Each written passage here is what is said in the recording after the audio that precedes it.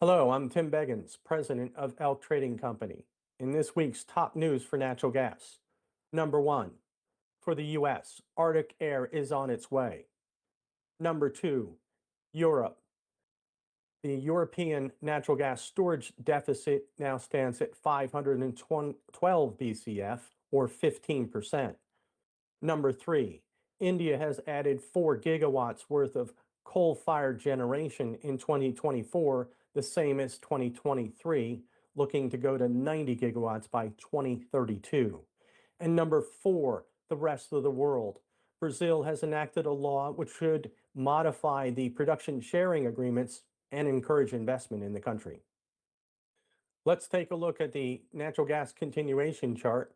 Prices have gapped up almost 30 cents and today have tested as high as 420 and one tick. This is on the news that Arctic air will surge into the United States around the second week of January and stay for up to a week. Let's take a look at the spot continuation chart. Going to the new spot continuation chart, the February contract, prices are now trading at 4.114, up 73 and one tick, or 21.55%. This is a huge gap on the charts. We'll have to take a look at the monthly just to see where some resistance might be. Taking a look at the monthly chart for February, we can see that our next area of resistance will be around the 450 to 460 level. And then further north of that would be 562.2. Why do we look at these? Because this market is looking for the most pain. And for the option traders, that's to the upside. Let's also take a look at that open interest. For the February contract, the highest open interest right now sits at the $6 strike for 26,627 open interests. That means that this market will be pulling in that direction if the Arctic air continues to come down and start to really hurt the production of the United States. We'll be looking carefully at the Marcellus area around Pennsylvania, which should receive some severe weather and keep temperatures below 32 degrees for several days. Let's take a look at the weather. The Arctic air is expected to continue to pool from eastern Siberia across the Arctic and into the United States, surging further south as we approach the new year, and then continuing further into the United States along the eastern seaboard and into the central US. What's concerning here is that several days of below normal temperatures may be in the production areas of the Marcellus and potentially even the Permian region at the same time.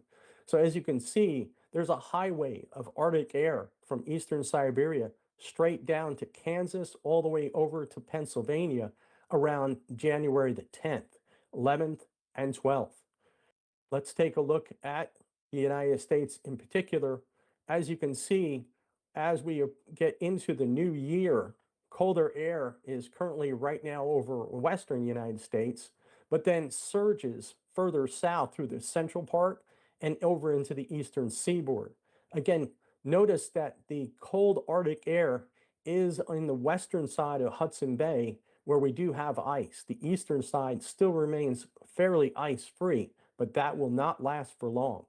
That will mean that the colder Arctic air will now have a straight shot to be able to skate across the Hudson Bay and dive into the eastern seaboard if we get another surge. But for now, our biggest concern is the Marcellus, with the production areas around Pennsylvania, Ohio, and West Virginia receiving substantial cold weather for up to a week.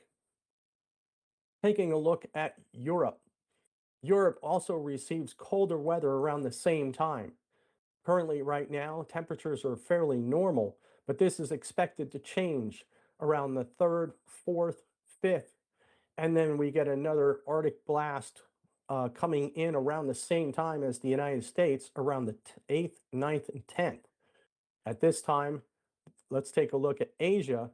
Asia stays fairly moderate at this stage with some normal to slightly below normal temperatures, but we do see a hint that some of this Arctic air may continue to push below normal temperatures further along the eastern seaboard in China. Again, let's take a look at the February contract. Prices right now are currently at 4.0910, up 70 cents on the contract. This continues to be a really strong rally as the market looks to find the most pain. And right now, the path of least resistance is to the upside. Let us know your thoughts. Please hit the like and subscribe button below. Thanks for listening. We'll see you soon.